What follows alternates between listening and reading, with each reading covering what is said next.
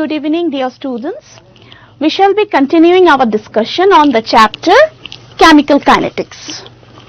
Let us have a very quick recap of what we have learned in our previous classes. First of all, we learned how the rate of a chemical reaction is dependent on the decrease in the concentration of reactant or on the increase in the concentration of the product.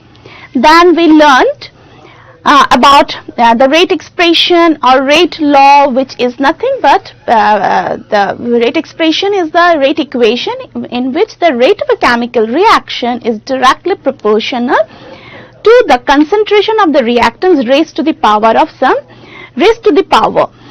And then we learned order and molecularity of reaction. Now, order of reaction, it can be zero order, it could be first order, or it could be second order, and based on the different orders of reaction, the rate constant or the velocity constant, it has got different units. We learned how to find out the units of rate constants for different order of reactions. Then we learned about the molecularity of reaction, right? Then for doing the numerical purpose, we learned to derive the integrated rate equation. These things we have already learned. Now we shall start our discussion by solving few numerical problems. Okay, for that let us recap the equations that we learned in our previous class. Then, so the first one is integrated rate equation for zero order reaction.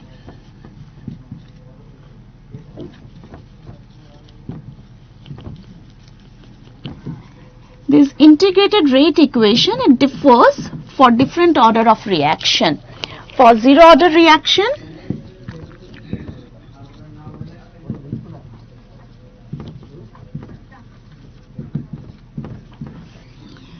T equals initial concentration of the reactants. We know that rate law means it will be dependent only on the concentration of the reactant. Though rate is dependent both on the concentration, means we can find out the rate of a reaction by considering the rate of change in the concentration of the reactant as well as the change in the concentration of the product. But rate law or rate expression, it is specifically dependent on the change in the concentration of the reactant.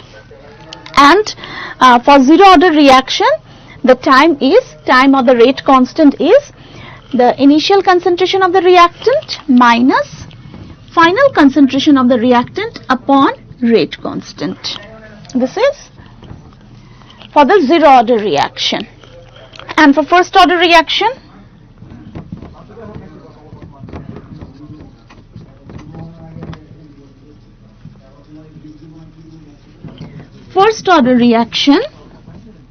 T equals 2.303 upon K log initial concentration upon final concentration. So with the help of these equations, we shall be solving numericals with the help of the integrated rate equation. This is the rate equation for finding out the rate constant or the time of the reaction. Also, we have learned about this one, half-life of a reaction. There is a half-life period, that is the time required for the concentration of the reactant to be equal to the half of the initial concentration. That is, how much time would be needed for a reaction to get completely over half. When the half of the reaction will be done, for that purpose, how much time is needed? That is half-life period. And for zero order reaction, this is the integrated equation.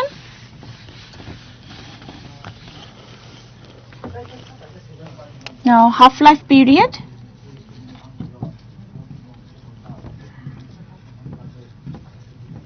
Half-life period for zero order reaction and for first order reaction. For zero order reaction, and the half-life period is denoted by T half.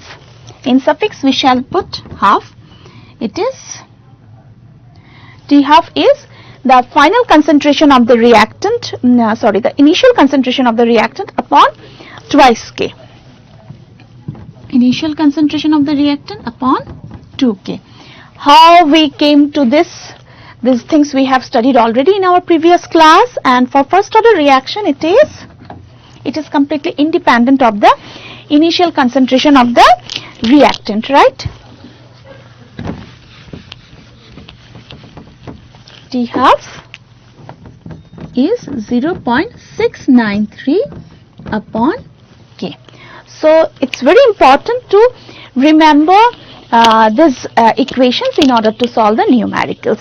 We shall start solving the numericals from your book itself. There are in-text questions.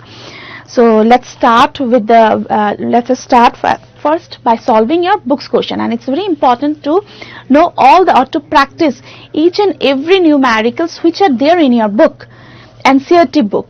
After solving NCERT book, you must refer other books, but NCERT books is must. So the very first question is a first order reaction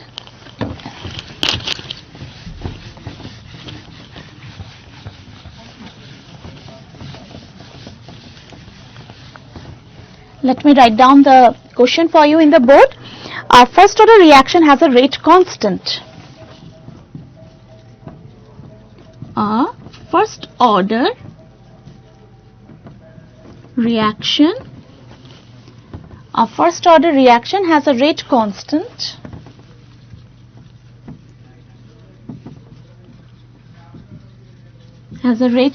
What is the value of rate constant? It is 1.15 into 10 to the power of minus 3.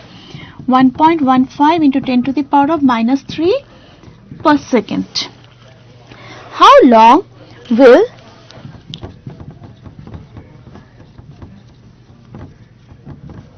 how long will 5 gram of this reactant, 5 gram of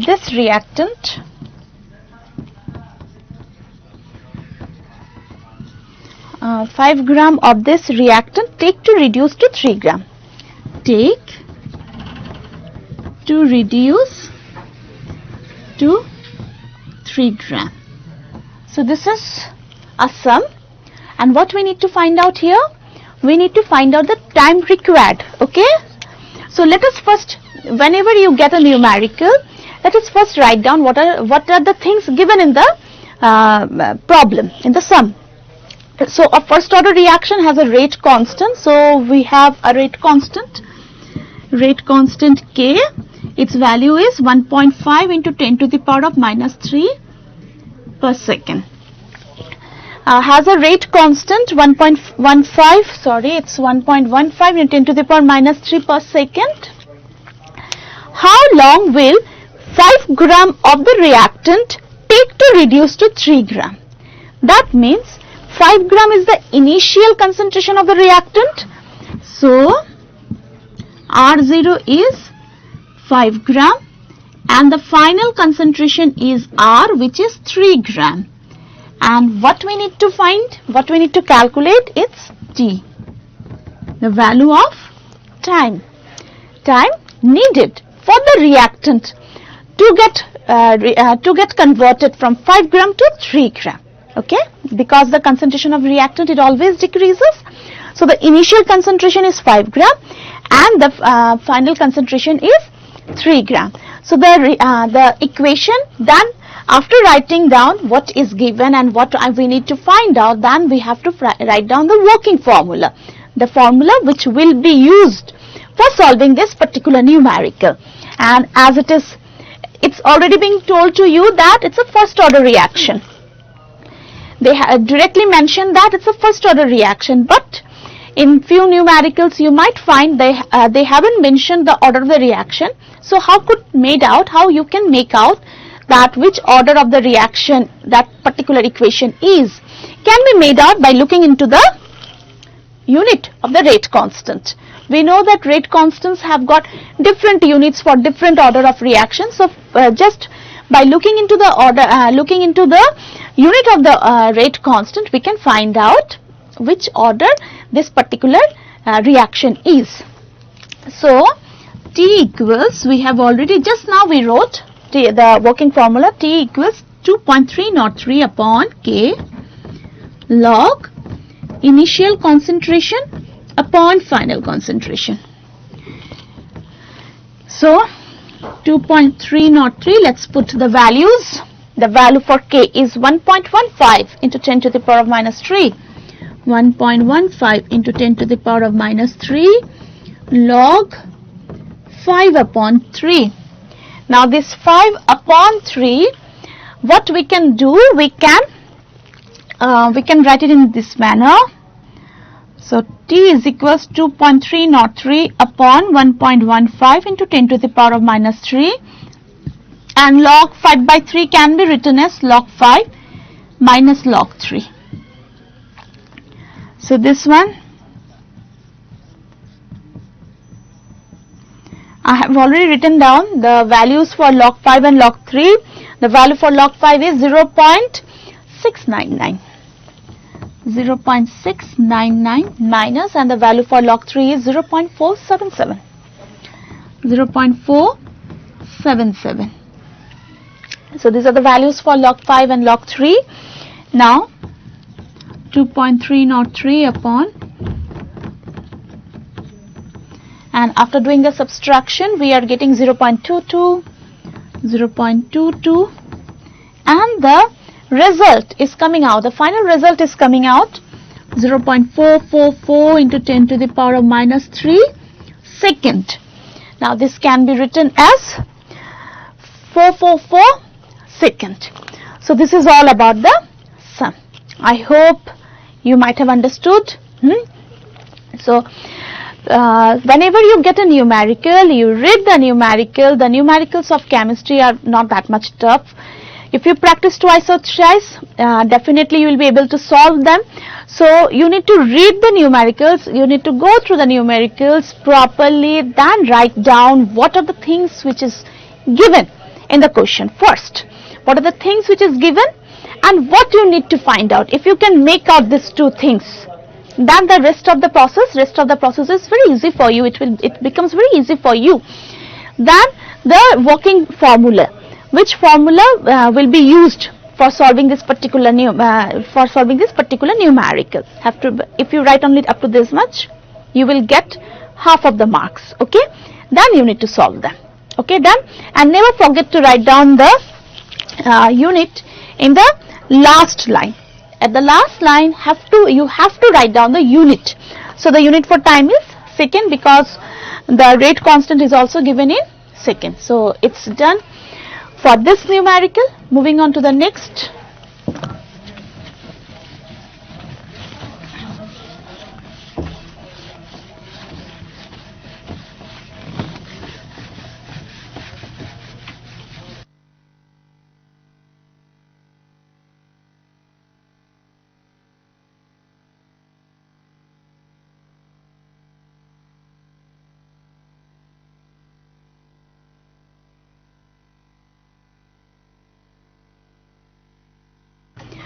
Moving on to the next problem, which is again, it has again been taken from your book. Time required to decompose SO2Cl2. Time required to decompose. Time required to decompose SO2Cl2, thionyl chloride, SO2Cl2, to half of its initial amount. Half of its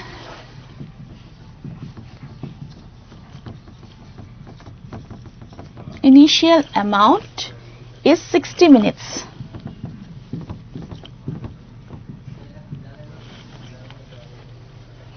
If the decomposition is a first order reaction,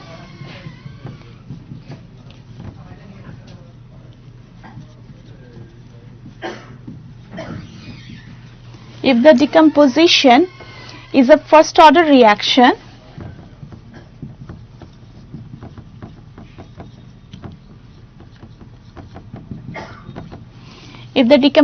is a first order reaction, calculate the rate constant of the reaction.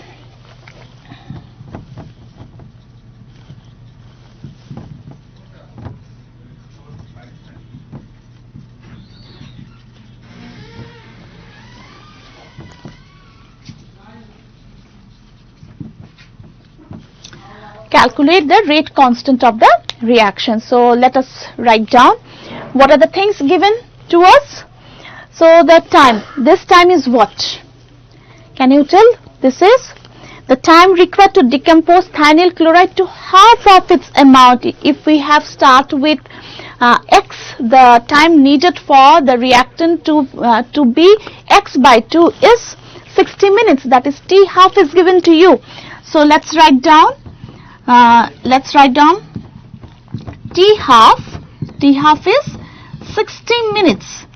That is the half-life period for this particular reaction is given to you. It's 60 minutes. If the decomposition is a first order reaction, so they have clearly told you that it's a first order reaction, and what we need to do, we need to calculate the rate constant for this reaction. So we don't have any other information. They have only given us T half, and we need to find out what? We need to find out K, right? Now, we have already discussed, we have found out the T half for first order reaction, and it came out that is independent of the initial concentration of the reactant, right? So for this particular numerical, they haven't provided you with the concentration of the reactants, because the T half in the expression of T half for first order reaction, it is completely independent of the concentration of the reactant. So T half, the working formula is 0.693 upon K. Now what is the unit of K? It's in minute. So they haven't asked you to convert it into second or to keep it in minute. So for our safety point of view, we shall be converting into seconds. So it will be, okay, it won't be visible if I write 2 in the lower part. So T half 0.693 upon 60, which will be converted into second. So the value I have already written down for you, it is 1.925. The answer for this is 1.925 into 10 to the power of minus 4 second. Second, because we have converted into in second. The minute has been converted into second. I hope it's clear to you. Try to solve many more numericals, and tomorrow again I have class. If you have doubts, I think there is one question answer session also they have kept. So I think you may ask your doubt to me. So this much we have from the numerical point of view, we have got up to this much. That is the integrated rate equation for 0 order, first order, and the half-life period for 0 order and first order, which is very important, and you need to solve numericals also based on those topics. Now moving on to the next topic. Next topic we have temperature dependence of the rate of a reaction. That means rate of a reaction, how do it is dependent on the temperature. I am going to reveal a very interesting fact in front of you.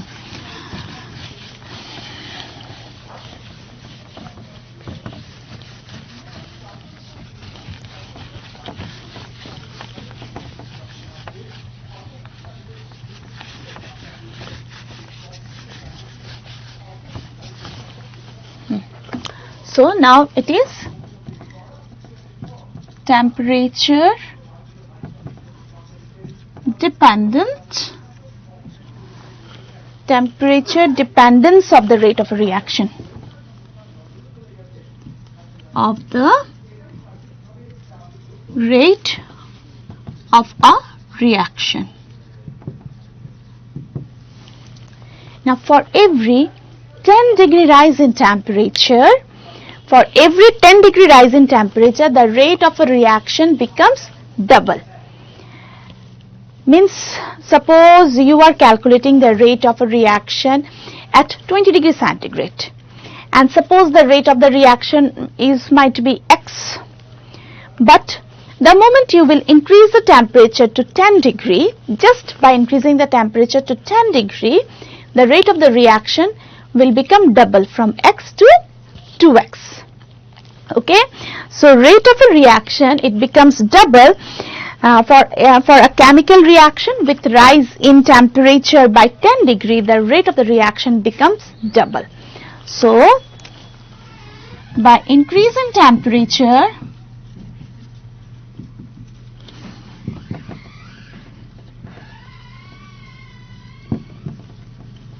by 10 degree, just by increasing the temperature of 10 degree, the rate of the reaction becomes double. Rate of the chemical reaction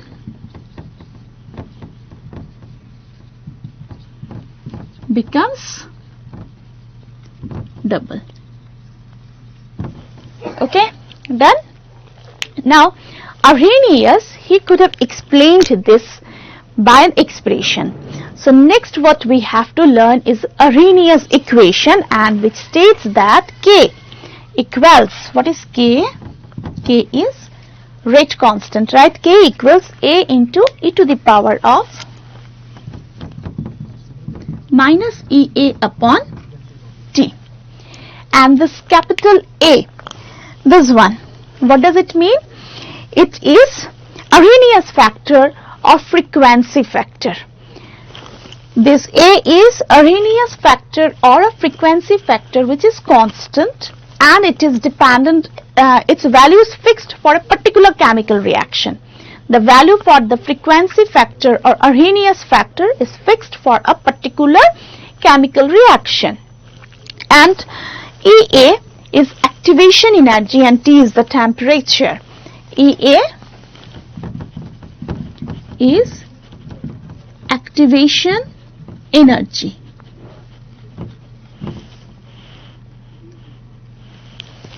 I guess EA by RT, I have dropped one R, I forgot. Arrhenius equation is K is equals A into e to the power of minus EA upon RT. And what is R? R is gas constant.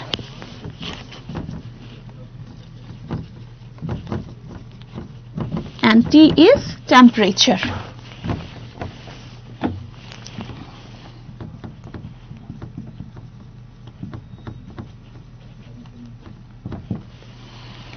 So this is the temperature dependence of a rate of a reaction.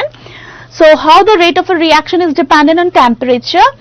Rate of a reaction becomes double by the increase of the temperature by 10 degree. When the temperature of a reaction will be increased by 10 degree, the rate of the reaction will become automatically, it becomes double. And this statement is explained by Arrhenius by giving an expression. And what is the expression? Arrhenius expression, it's very important from your board's point of view. Boards, in the boards also sometimes they ask, write down the Arrhenius equation, or from entrance point of view also it's very important. This particular equation is very important. K is equals A into e to the power of minus EA upon RT. This A is frequency factor or Arrhenius factor, and it is for a particular chemical reaction it is fixed, whereas EA is activation energy and R is the gas constant. Okay, then now let me explain to you what activation energy mean. Okay,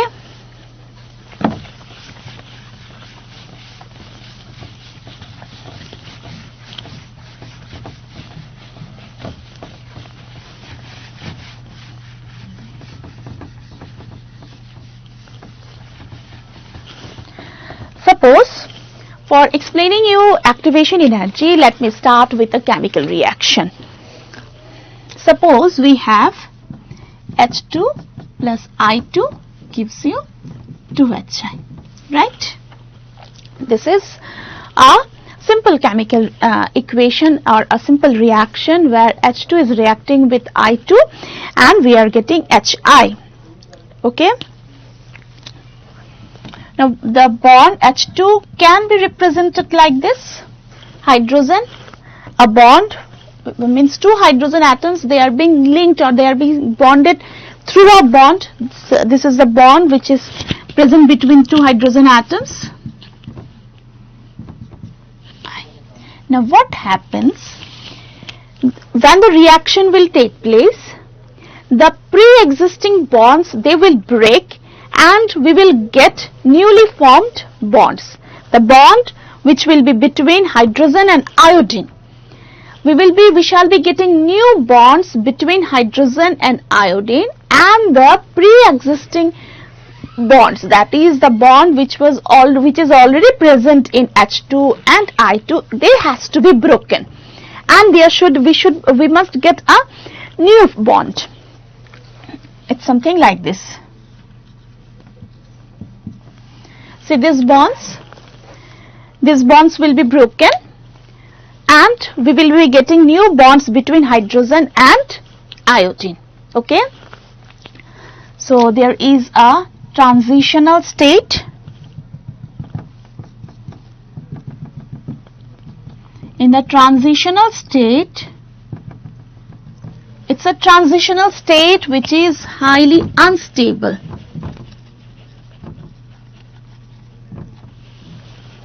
This stage is highly unstable. At this stage, what happens? The bonds are not yet broken. The bonds which were already present between H2 and I2, they are about to break. They are about to break and they are not yet broken. The bonds are not yet broken, which is already existing between H2 and I2, and the bond which is supposed to form between HI and HI, they are not yet formed. They are in a position of forming, and the pre-existing bonds which are already present in the molecule, and they are about to be broken. So this transition state, it is highly unstable because they have got lots of energy in them. The reactants have got lots of energy in them, as because there is no concrete bond actually. The bonds are about to be formed, the already existing bonds are about to be broken. So the whole system is highly energetic, it is highly unstable, and it remains only for very less amount of time. For very microseconds might be this transition state is, we are getting this transition state, and then from this transition state we shall get HI. I hope you might have understood this one, transition state. So let me write down the products. The products will be concrete bond between HI and HI. The bonds which were already present between two hydrogen atoms, they have broken, and we got strong bonds, a strong concrete bond present between HI and HI. Okay. Now, activation energy. I told you that the transition state is highly unstable. It is highly energetic. So the molecules which is able to form the transition state from the reactants, the molecules which are able to form the transition states, they will only be able to form the products. Okay, let me explain you with the help of a graph. See, all the reactants which are present in the reaction, they are not getting converted to product. Okay, they are not getting converted into product. Let me explain you with the help of a graph very quickly. That is time, this is potential energy, and suppose this be the reactant. We have H2 and I2, and here we have the transition state. So the molecules which are able to form this transition state, they can only form the product, and this energy is known as activation energy. That is the energy which is needed for the reactants to get converted into the transition state. Dear students, our time is over. So I hope you guys to go through the chapter very nicely up to how much I have talked, and the remaining portion, very less portion is left. Tomorrow I will be explaining the remaining portion and the chapter will get over. Till then, keep doing the hard work, Do study a lot, and the most important thing is be safe. Thank you very much.